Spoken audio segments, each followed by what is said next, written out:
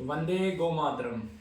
आप सब परिचित हैं इस राष्ट्र के आज़ादी के बाद एक नायक ही नहीं महानायक हुए, जिन्होंने ऐसा कोई राष्ट्र कल्याण का क्षेत्र नहीं छोड़ा जिस क्षेत्र पे कार्य ना किया।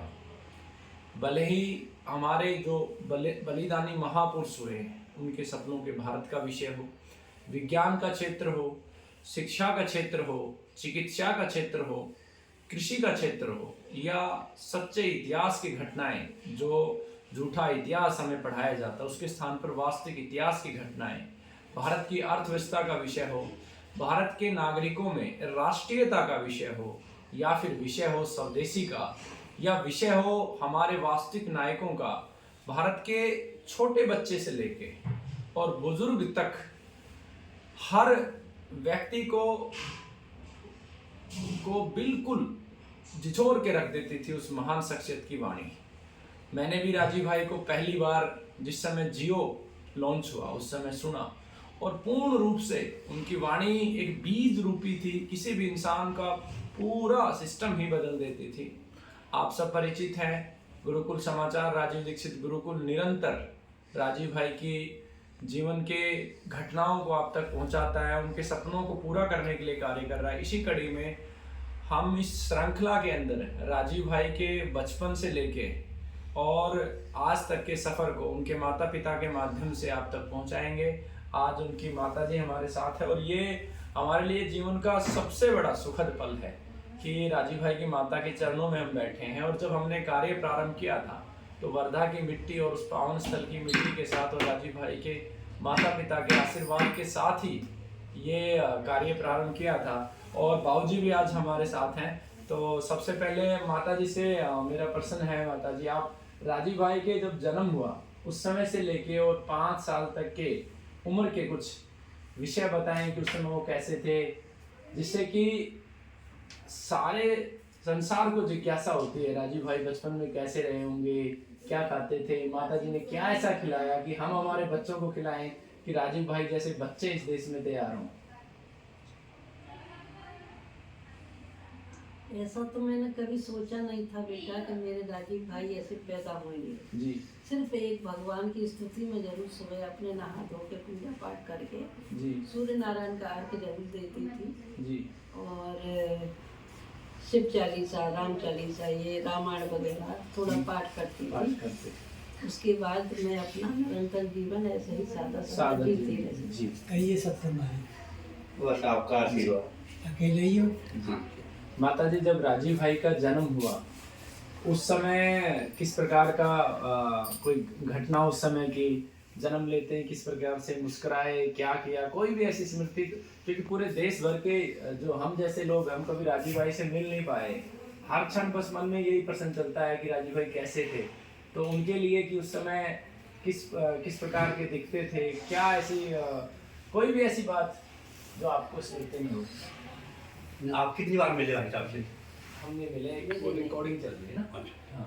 राजीव भाई जब मेरे पेट में आए जी तो थोड़े ही दिन जैसे कहते हैं और एक औरत को जी, तो मैंने सोचा कि अभी कुछ जल्दी हो रही है जी। लेकिन पिताजी ने एक गोली भी ला के दी, लेकिन मैंने खाई, लेकिन कोई असर नहीं हुआ जी। जब कोई असर नहीं हुआ तो मैंने भगवान के हाथ जोड़े, मेरे से गलती हो गई, अब नहीं करूँगी भगवान, मुझे जैसा करना ठीक है जी। उसके बाद राजीव भाई मेरे 9 महीना तक पेट में रहे जी। 9 महीना के बाद वो इस तरह से पेट में रहे जैसे एक बंद थैली होती है ना जी, उसके अंदर बना हुआ था। वो थैली इधर पे करवट लेटती तो इधर लड्डू सा लगता था, इधर लेटती तो इधर, और सीधे लेटती तो सीधे लड्डू सा लगता था जी। 9 महीने के बाद जो पैदा हुए हो तो जैसे बच्चा एकदम खुल के पैदा होता है, वो खुल के पैदा नहीं हुए। मैं थैली के साथ बाहर आई जी।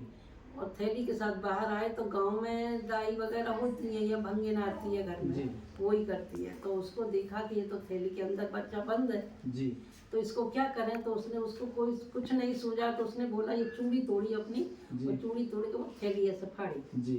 थैली फाड़ने के बाद फिर उसने आवाज़ अपनी दी, रोया बच्चा जैसे रोता है जी। रोने के बाद फिर वो अपना काम करके चली गई। जी। यानी वो नॉर्मल बच्चा जैसे होता है साधारण वैसे बच्चों वैसे नहीं। हाँ जी। तो माता जी उसके बाद की और कोई घटना आपने बहुत अद्भुत घटना बताई, मतलब हमें बड़ी प्रशंसा हुई। और भी कोई घटना जैसे जब वो 6 महीने के थे, साल भर के थे राजीव भाई? हाँ, जैसे जैसे वो बड़े होते गए वैसे हमारे उसके एक तिलक लगा था जी, माथे पे। हाँ। जी। तो वो तिलक लोग वाग देख के यही कहते थे कि ये तिलक कैसा है। मैंने भैया बच्चा के आ गया, पिछली बार कोई स्वामी वगैरह या ऊंचा आचार होगा जी। तो उसके इस जन्म में ये तिलक साथ में आया है। और थोड़ा बड़े हुए तो फिर इसका चेहरा देखकर ही लोग बात कहते थे ये तो कुछ होने वाला बच्चा, होनहार बच्चा है। होनहार बच्चा। अब हम लोग वैसे मुस्कुरा देते, ठीक है आगे देखा जाएगा जैसा भी बनेगा तैसा ही। तो वो 10-5 साल उसके ऐसे ही गुजरते गए। माता जी बचपन में क्या आप राजीव भाई को खिलाते थे? जैसे मक्खन मिश्री राजीव भाई ने सबको बताया, आपने ऐसा क्या खिलाया कि मैं भी ये चाहता हूँ कि मेरे बच्चे भी राजीव भाई जैसे हों? और देश के करोड़ों जो युवक हैं, जैसे जो सुखदेव है वीडियो रिकॉर्डिंग बना रहा है, खुद ये भी यही चाहता है कि इसकी संतान भी राजीव भाई जैसी हो, अविवाहित है। तो आपने ऐसा क्या खिलाया? बेटा जब मेरे पेट में थे राजीव भाई तो गांव में रहती थी ज़्यादातर। मेरे 9 महीना गांव में गुजरे अपने ससुराल में सास के पास। तो सुबह ही हम लोग चक्की पीसते थे और कम से कम 6-7-8 किलो जी। आटा पीस करके फिर व्रत होते थे हम और हमारी जेठानी दोनों जी। उसके बाद रसोई में जाते, पराठा सेकते कले के लिए। पराठा सब लोगों के लिए कले हो जाता। हम इतना सा गुड़ लेते, 1 गिलास मट्ठा लेते, अपने हाथ से चलाया हुआ मट्ठा लेकर के गुड़ खा करके हम दोपहर तक अपने आराम से रहते। फिर ऐसे कुछ इच्छा हुई तो एक पराठा खा के फिर अपना रसोई का सामान तैयार करते, रसोई बनाते, बुजुर्गों को खिलाते।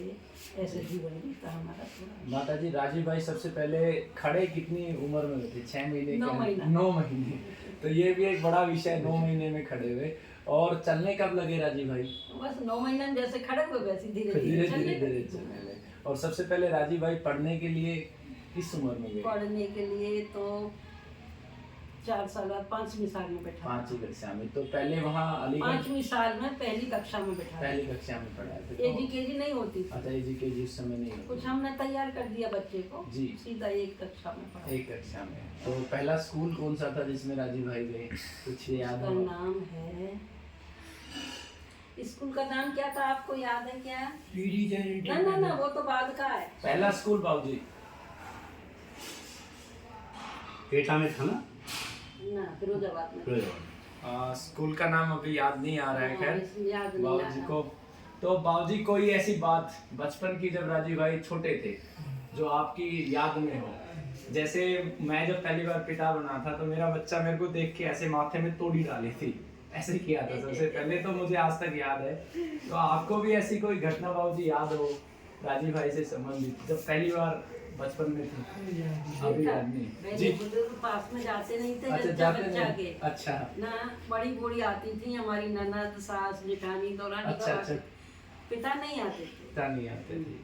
तो पिता तो जब शुद्ध हो जाती जच्चा बच्चा तब नाम रखते थे, तभी देख पाते थे बच्चे को। अच्छा। तो ये राजीव भाई का नाम बचपन से ही राजीव भाई उसी मान लो उनकी कुंडली के आधार पर ही नाम रखा? कुंडली के आधार पर नहीं है, ये हमारा नाम, ये आपका दिया हुआ नाम। तो स्कूल में कभी राजीव भाई झगड़ा करके या कभी ऐसा हो कि मैं स्कूल नहीं जाऊंगा? नहीं, कभी नहीं। अच्छा, बहुत बड़े चाव से स्कूल जाते थे? बहुत चाव से जाते थे। एक बार उसका पेपर छूट गया तो मम्मी ऐसे जल्दी हो रही थी, मैं कर नहीं पाया, मैंने दोबारा भेजा। मैंने जाओ बेटा, छोटा स्कूल था, कोई ज्यादा मना उना नहीं थी। जी। दोबारा गया, पूरा पेपर करके आया जी। तो आप सब ने राजीव भाई के 5 साल तक के जीवन के बारे में जाना और ये हमारे लिए भी बड़ा सौभाग्य का विषय है कि किस प्रकार से वो 5 साल तक जिए। अगली श्रृंखला में हम आपको बताएंगे कि राजीव भाई 5 से 10 साल तक कैसे थे। माता पिता हमारे साथ में हैं, तो बने रहिए अगली वीडियो के लिए।